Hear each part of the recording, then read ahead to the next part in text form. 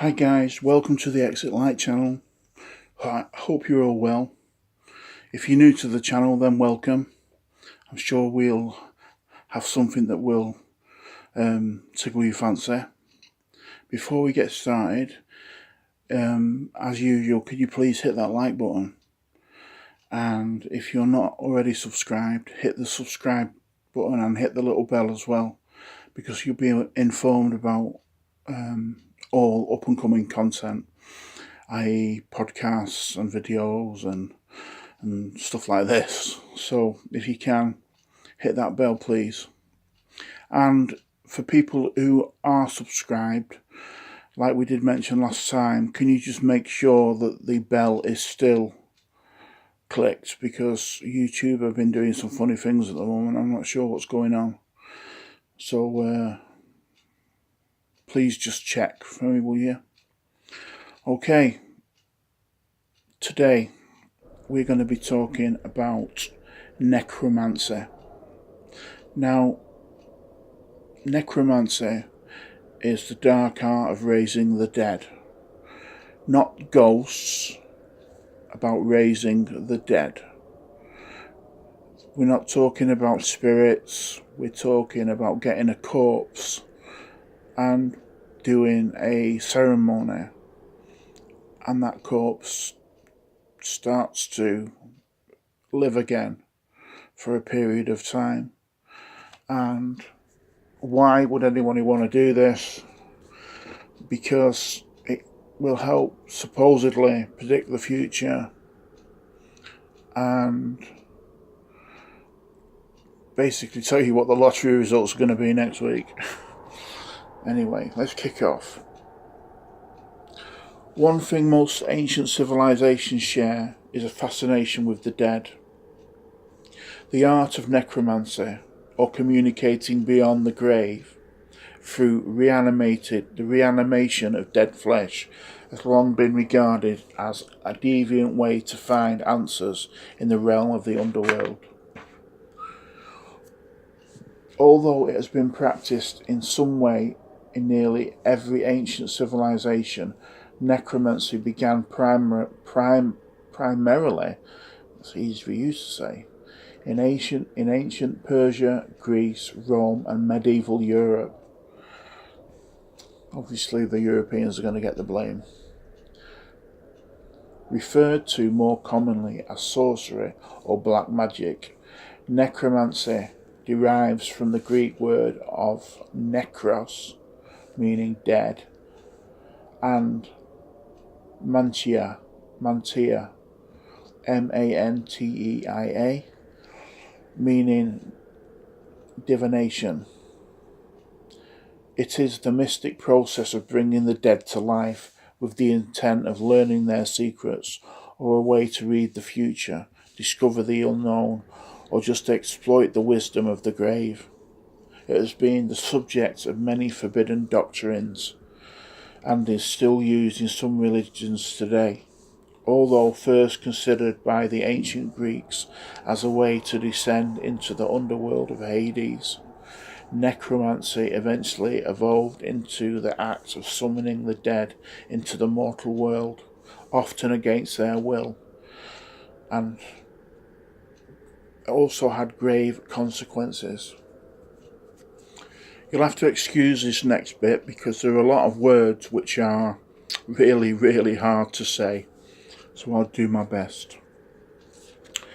Necromancy is most commonly associated with witches and witchcraft.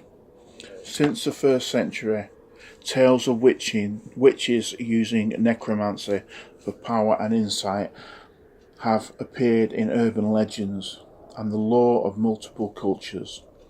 Part of this association comes from the belief witches work with spirits, including those of human, animals, plants, and the earth itself. One of the more memorable is the story of Sextus, Sextus, the son of Pompey the Great, who in the 1st century sought the help of the legendary Ericho, Erichtho.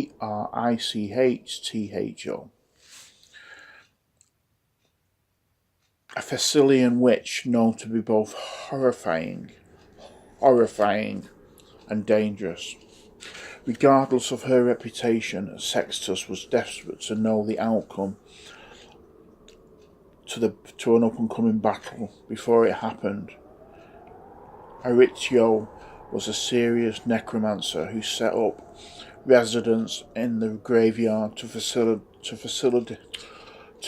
facilitate her conversations with the dead, and promised to help Sextus with his query. It sounds like you ringing up to speak to somebody's secretary. In a gruesome scene, she wandered a battlefield in search of an uninjured cadaver whose neck and lungs were still intact, which allowed him to speak. And when she found one, she cleared out the organs and cut a hole above the heart and filled the... Warning, this is a bit disgusting. Filling the body with a potion of warm blood called lunar poison, consisting of hyena flesh, snake skin, and foam from the mouth of a rabid dog. How you get the foam from the mouth of a rabid dog is, I don't know. Calling on the help of Hermes, the guide of the dead, she successfully summoned the spirit of the soldier's body was reanimated. The animated body then described for Sextus a bleak civil war on the horizon and the inevitability of his own early death. Despite the bad omen from the spirit, Sextus was relieved because above all else he knew, and just knowing was enough to empower him to accept his fate. I think I'd need a little bit more than that. The rituals are extremely elaborate and involve black magic. Rituals could be both mundane and grotesque, depending on the purpose of the divination, but were almost always elaborate, often involving talisman, incantation, magic circles, candles, symbols and wands. The necromancer might wear the clothes of the deceased, sit for days without moving, or even mutilate and eat corpses. Disgusting. Mutilate and eat corpses as a way to call out to the other side. They would choose melancholy locations that were well suited to their guidelines, like the home of the deceased subject, a church, or a dark graveyard. All of these morbid practices were just the warm-up for the eventual summoning of the spirit. To raise a physical body from the other side, the process had to occur within 1 year of the death, otherwise the necromancer would only be able to evoke the ghost, not the real person. Now, it's almost like bringing a zombie back, really, if you sort of think about it, break it down. It's almost like bringing a zombie back. Because you're not bringing the ghost back or the spirit back, you're bringing the actual dead body back, which you may have had to mutilate to help you in your ritual to actually bring him back. Believe it or not, some religions still practice necromancy today. These days, existing practices of necromancy relate to the spiritualism of certain cultures, who still believe that the dead can lead the living into the realm of understanding, like voodoo and Santeria. Necromancy is still practiced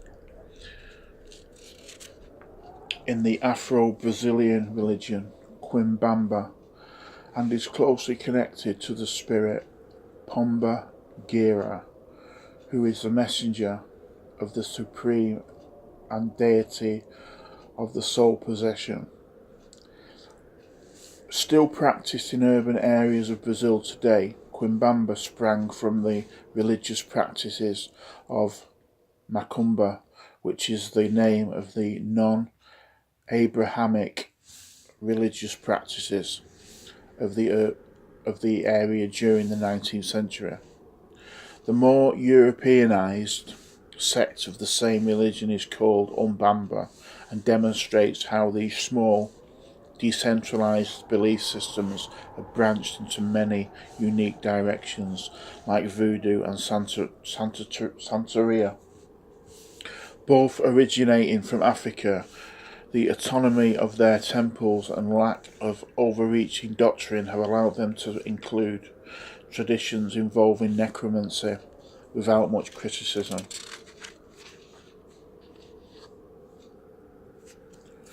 Different groups debate what exactly the risen dead know, but what do the dead really know? This question has been up for debate throughout the centuries.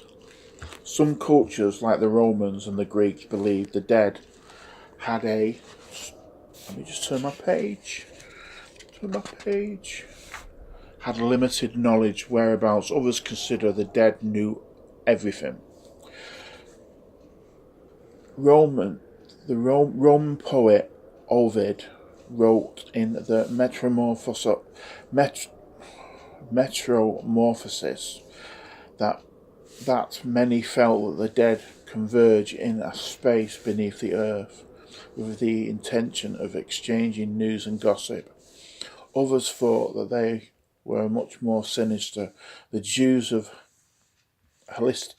Hellenistic period in the Bible called necromancers bone conjurers with the ability to bring harm to the Israelites.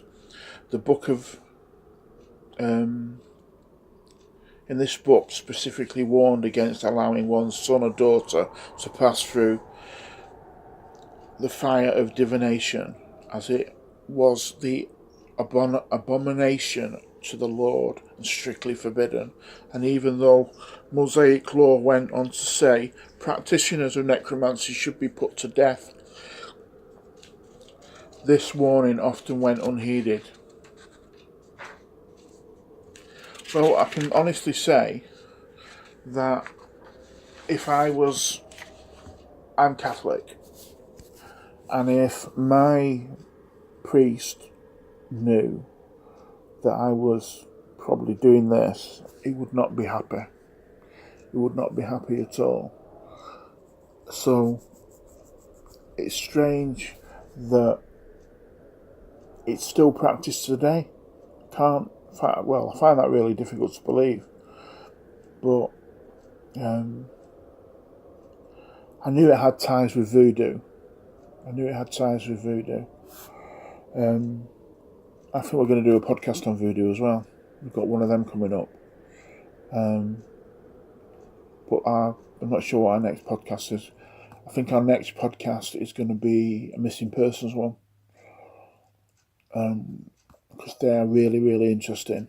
And it's one of our favourite podcasts to do. Now that may sound a little bit there. But we don't mean that in like a good way.